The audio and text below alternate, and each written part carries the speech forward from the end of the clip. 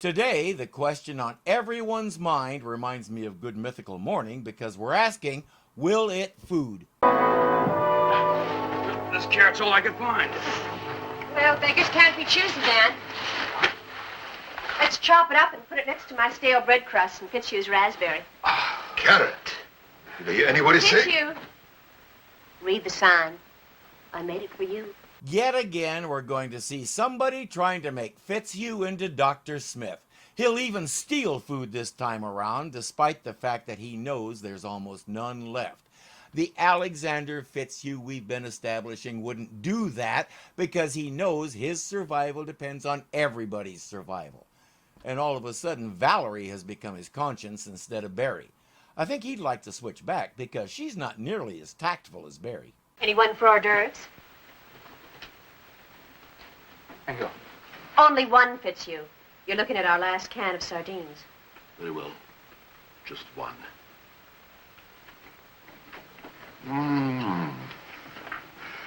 Delicious. It perks the appetite before dinner. That was your dinner. Our stories have been slowly revealing that the Spindrift isn't the first ship to disappear through that portal and end up here. Of course, on Earth, we only know about the disappear part, not the rest of it. While everyone is out searching for food, Steve and Mark come upon quite possibly the last thing they ever expected to find here.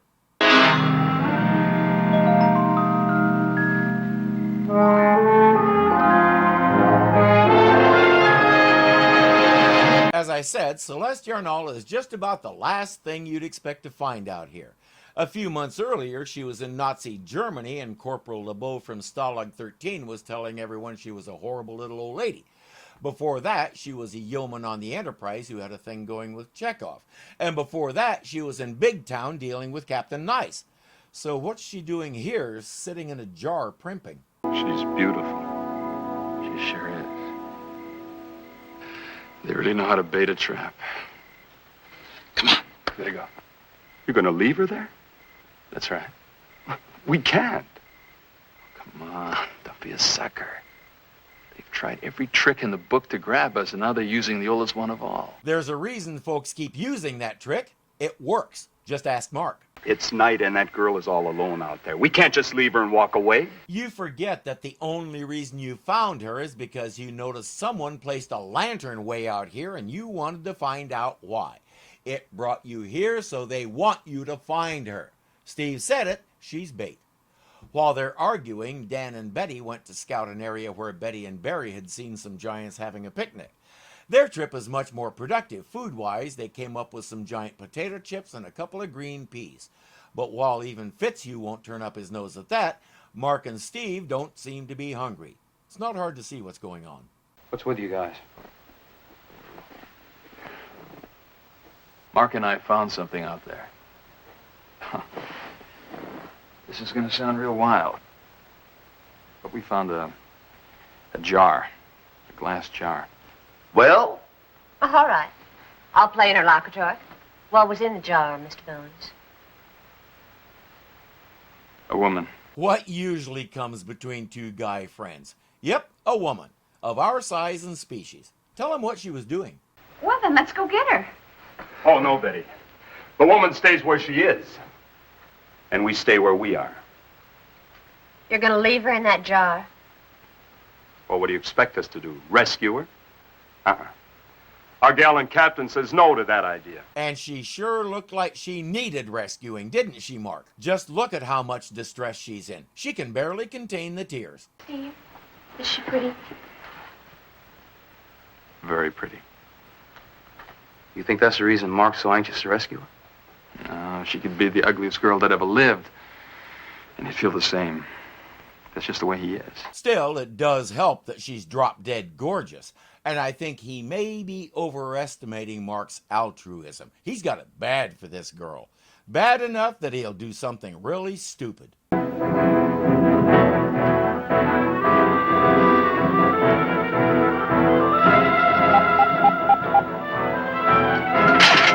He must have forgotten that Dan was watching the radar. Since the movement is going away from the camp, there's no question what it is. It's Mark. He's not in his bedroll. He's going after that girl. Surely isn't that stupid? Mark isn't stupid. That's right. He's not stupid, he's smitten. One is in the brain, the other was in the... somewhere else. Mark, don't be a fool!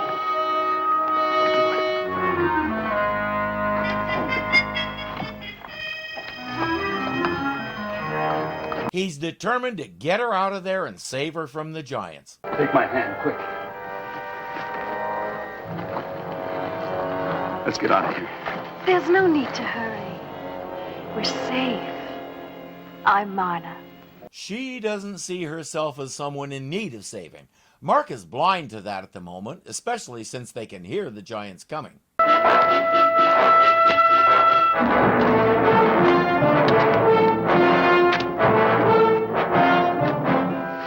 That's it. They've cut off his escape. A few more seconds and he'll be caught. Mark! Behind you! The tree behind you! Run!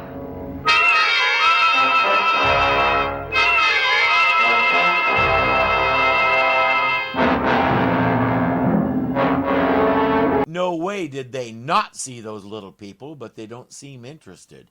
Instead, they pick up the jar, give each other a knowing look, and leave. Looks like Steve was right again. She's a worm on a hook. Mark might realize that if he wasn't thinking with his own worm.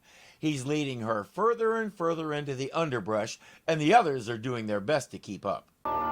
What's the matter with you? You acted almost as though you didn't want to get away from those giants. But why should I? The giants protect me. They've always protected me. She has vague memories of a ship crashing and two other people, a man and a woman. She doesn't know what happened to them, but some of the giants found her as a child and raised her. About 15 years ago, a ship took off from the Space Flight and Research Center in Florida. It headed for Paris, but it never got there. It was never heard from again. It was piloted by, to me at least, one of the greatest engineers who ever lived, Charles Whalen. His passengers were his daughter and his wife. The child's name was Marna. Now he has a double reason for wanting to quote-unquote rescue her. Her father was one of his heroes. He still doesn't get it. She doesn't remember what happened to her parents, but the giants became her parents. Friends don't put you in a specimen jar. Oh, that. They only wanted me to meet you and the others. They thought I'd enjoy it. And I have, Mark. The others have split into teams of two so they can cover more ground searching for Mark. Naturally, Barry winds up babysitting Fitzhugh. How can we be expected to indulge in all this strenuous exercise without the proper nourishment? It is difficult, sir. But as you told me, duty is duty. Would you please quit spouting your cheerful little inanities? I'm tired, and I've heard empty stomachs make a lot of weird noises, but that's a new one. Heavens! A monster! Run, boy! Run for your life!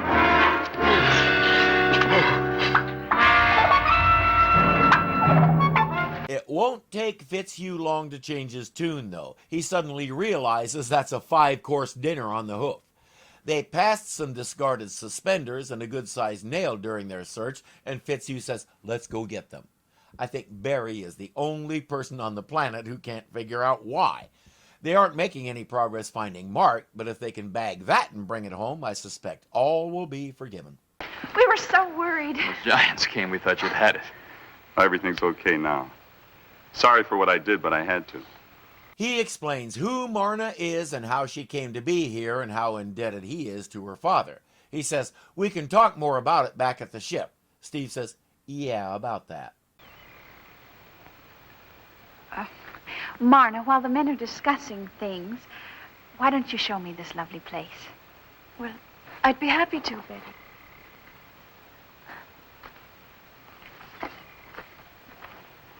Mark says that was about as subtle as a brick. Steve says we can't bring her back to the ship. She's a Judas goat and you know it. The giants are using her to get to us and find out where we are.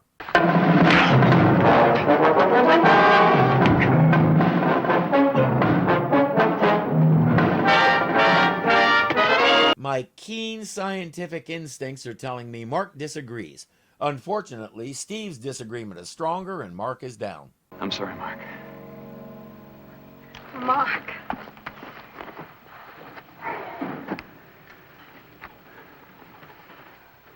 Come on. Wait, Mark. You're one of us. We've got to stick together. You can't leave. I've already left. Look, Mark, I'm familiar with that Hawaiian disease. I've had it a couple of times myself. But, dude, I think the Lakanuki virus has taken over your whole brain.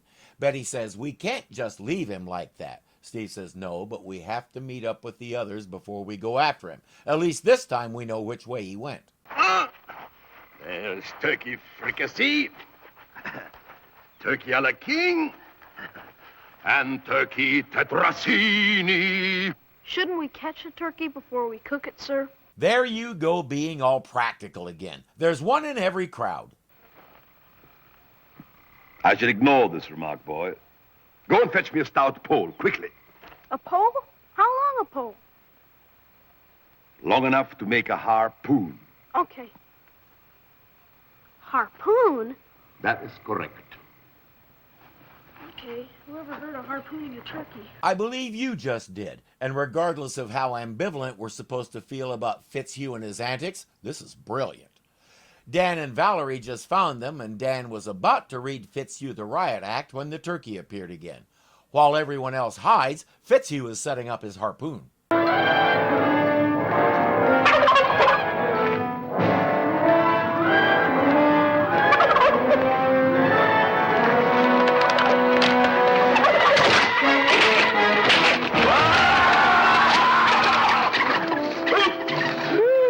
You all right? I think so. He knew he should have taken that course on tying giant knots in college. At least it's not going anywhere. If they can figure out how to subdue it and butcher it, it's still meat on the table. They'll leave it for now, meet up with the others at the rendezvous, and go after Mark. Mark is having second thoughts about all this. Marna says, you don't have to be afraid or worry. Come see where I live and how the giants take care of me. No thanks. Please, Mark. Trust me. Believe in me.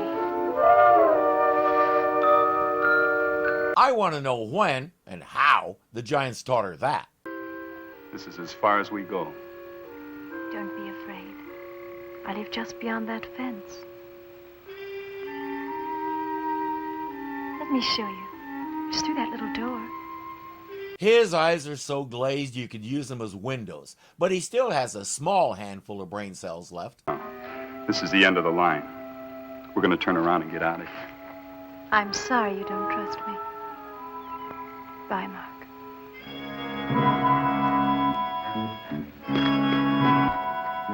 Marna! Marna, come back! My mistake. He had a small handful of brain cells left. Marna just took care of those. What's wrong with you? No, Mark, don't. Well, that was expected. Please. Please don't. It is a trap. Steve was right. I should have listened to him. You can leave again.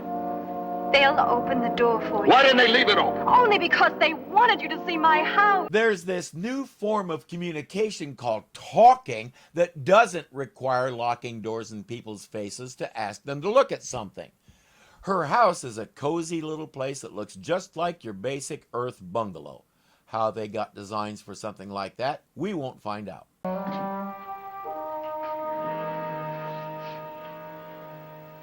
See, it's nice here. So lovely and quiet. How many channels do you get on that TV? I'm going to guess none because they use it for something totally different.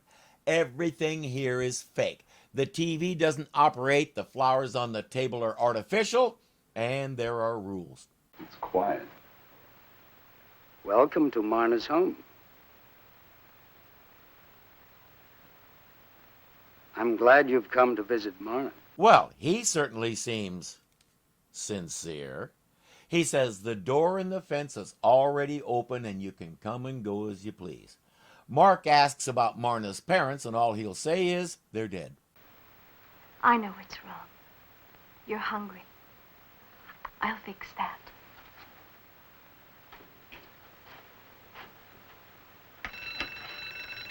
Oh, I almost forgot. If I don't press the second button when the bell rings, they won't feed me. When she pushes the buttons in the right sequence, she gets food. There's an area of the house that has a white line across it. When the white line is down, she's not allowed to go into that part of the house. No, Mark, don't!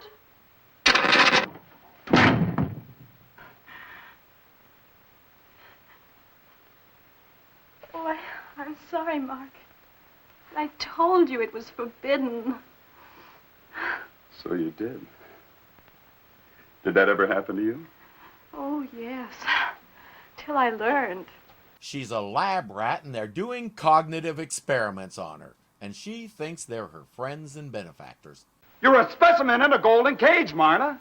Don't you understand? You're a guinea pig for the giants. Don't say that! You think you're free because you have everything you need. You know what you really are? A prisoner.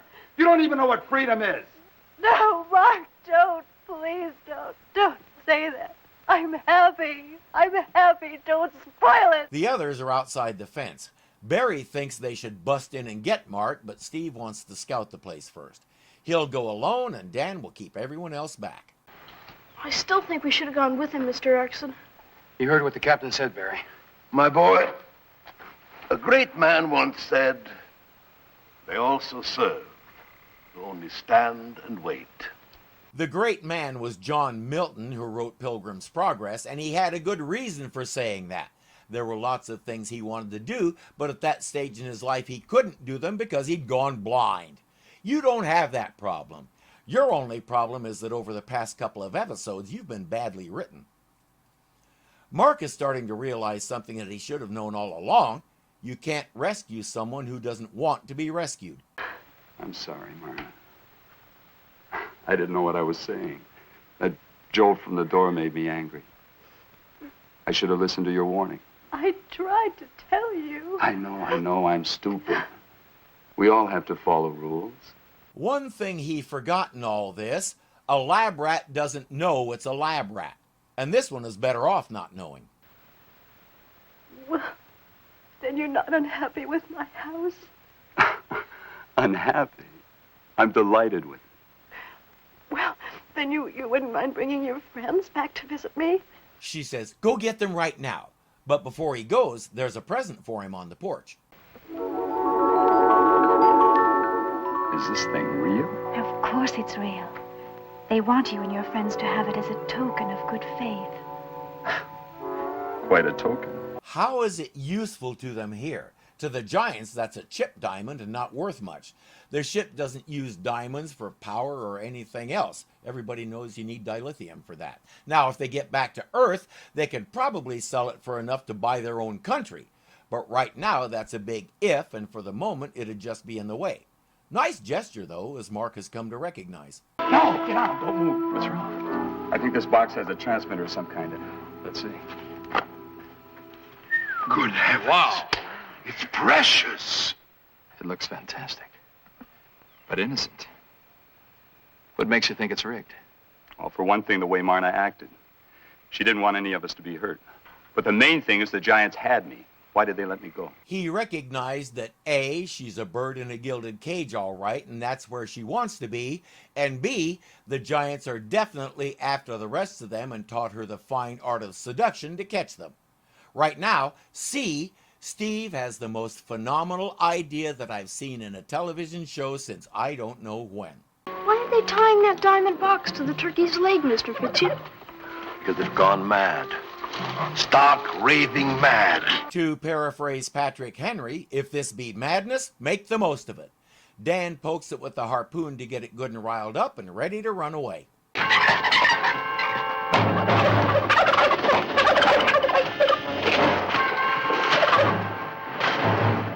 Let's get out of here fast. No, stop it, it's getting away. Oh, my beautiful turkey dinner flying away, uncooked, untasted. Oh.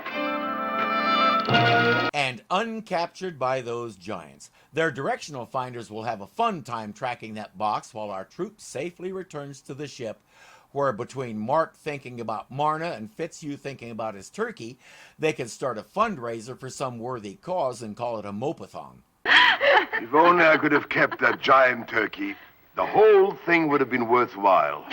Don't worry, Mr. Fitzhugh. Maybe sometime soon we'll run across a nice giant wolf with a taste for brave white hunters. Now, see here, Miss Scott. Some of them are still figuring out how you do this whole moping thing. Hey, thanks for watching. If you like what you see, please click the thumbs up. It really does help the channel.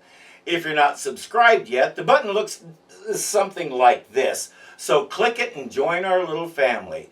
There's a bell there that may or may not actually work to give you notifications when we post something, but it can't hurt to click it just in case.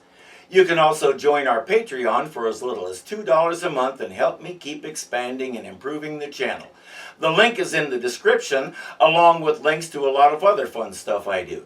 Again, thank you for watching, and I'll see you next time. That doesn't require locking doors and people.